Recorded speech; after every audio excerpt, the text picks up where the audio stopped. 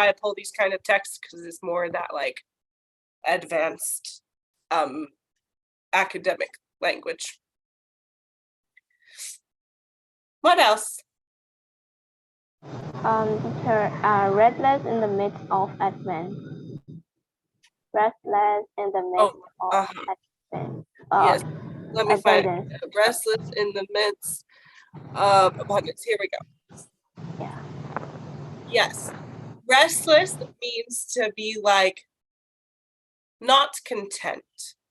Be looking for something more. So you can be, it can be, right, a child is fidgety and moving all around, right? They're trying to sit still at school and they just can't, and they're like kind of jumping around in their seat. That's restless, right? They cannot rest. They do not have rest. So it can be like this physical representation. It can also be like inside, right? Of like, you just feel kind of antsy inside and you don't feel rested or peaceful. You feel restless, like you need to look for something. And people talk about this a lot in American culture anyways. I don't know if you guys talk about this, of like college students be like, I'm just restless. Like I need to find a new job, or I need to find a new hobby, or I need to move to a new place. People talk about being restless quite a bit. Like this chapter sort of makes fun of Americans and sort of stereotypical, but also is sort of true.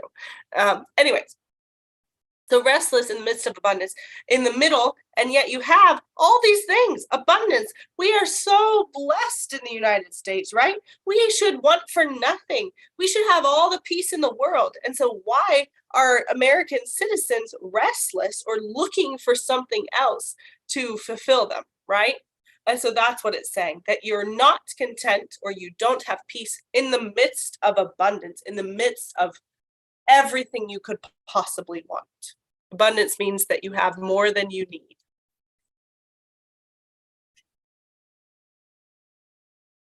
Emily.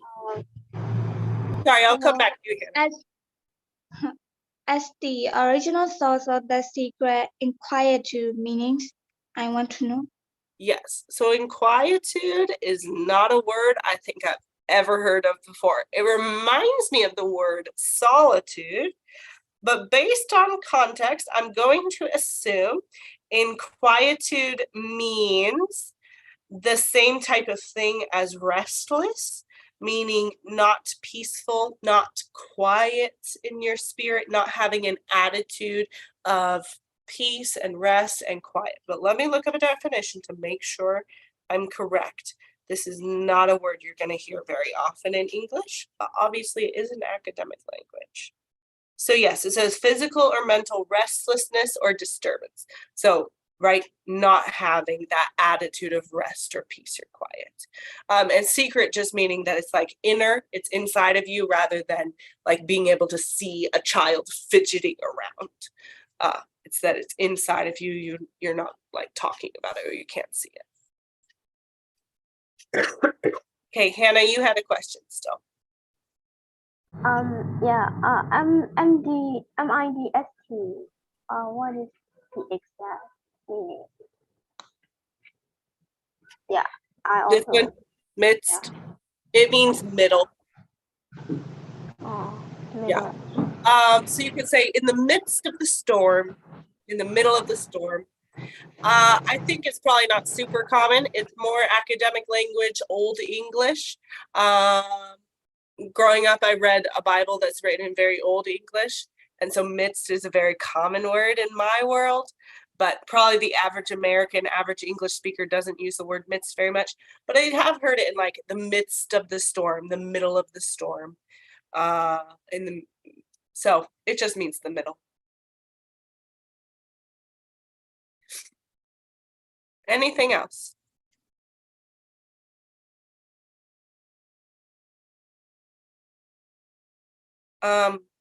One thing I wanted to point out in this paragraph up here, felicity is another one of those words that was very common, because this was written a while ago, right?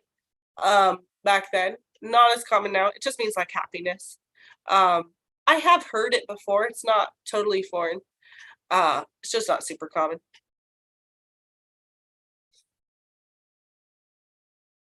All right, anything else in this paragraph?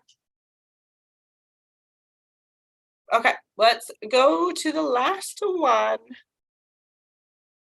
Says, he who has set his heart exclusively upon the pursuit of worldly welfare is always in a hurry, for he has but a limited time at his disposal to reach it, to grasp it, and to enjoy it.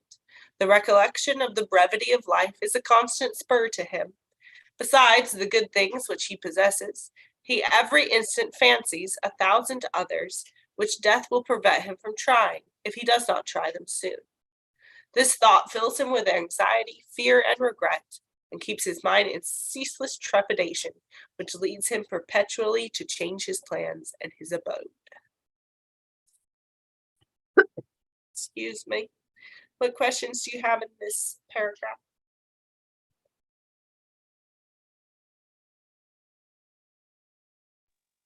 What is the meaning of ceaseless trepidation?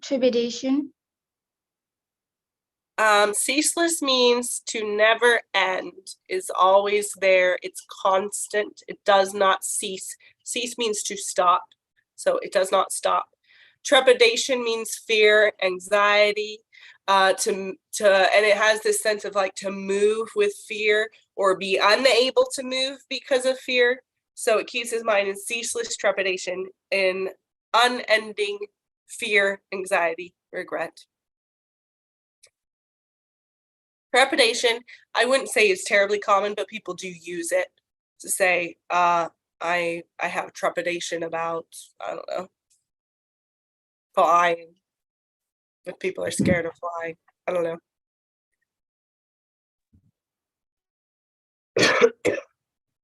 Teachers, what is the meaning of welfare? The second line. Welfare, that means like how you're doing. A better way to describe. Welfare. Like, right, well means good, and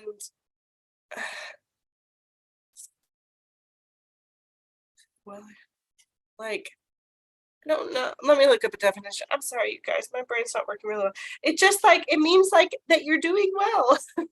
Like in the pursuit of worldly welfare, meaning that like you're trying to have good things in life. You're trying to live a good life, that you do well in life, that you have a good life. That's like, but maybe I'm sure there's a better definition than that. But when like people use it, well, actually, there's another definition. So in the United States, our government provides money for people like who don't earn enough income. And so that's called welfare. And basically the government provides those people with money so that they can live. And so people talk about welfare a lot in the United States, but that's what they're referring to. So most of the time, if you were here and you heard the word welfare, they would be talking about the government assistance program that gives money to people who don't have enough. But in this context, it's not talking about that. It just means like health, happiness, good fortune. So it's just like that you're doing well, that you have a good life. Yeah. So teacher, this sentence, first sentence and second sentence, it does mean he was pursuing the good thing in his life. It does mean like that. Yep. Thank you, teacher. Thank you. Yeah, good. Excellent. Any others? Yes, name me out. Yeah, the recollection of the brevity of life Yes. is a constant spur to him. Yes. So recollection means to remember, to recollect, to collect again, to remember. Brevity means like short, fast. Brief is another term for it, right? A brief speech, that the brevity of the speech, right, is very short. So brevity of life, that in the grand scheme of things, life is very short. So remembering that life is very short is a constant spur to him. In this context, spur means to like a push. It's a constant reminder. It's a constant push for him to continue to try and find those good things, to try and find happiness, to try and live a good life. So remembering that life is short is a constant reminder, a constant push, a constant spur for him to try and live a good life. or find good things in life. Spur can also mean in like Western cowboy world of the South in the United States. It's like a little sharp object on the back of cowboy boots that cowboys use to like gently press into the horse's side and make the horse move, gallop, whatever. So, but that's not what this context is saying. Are there any others? Teacher, last line. Yes. Lost what? Abode Yeah. means this house.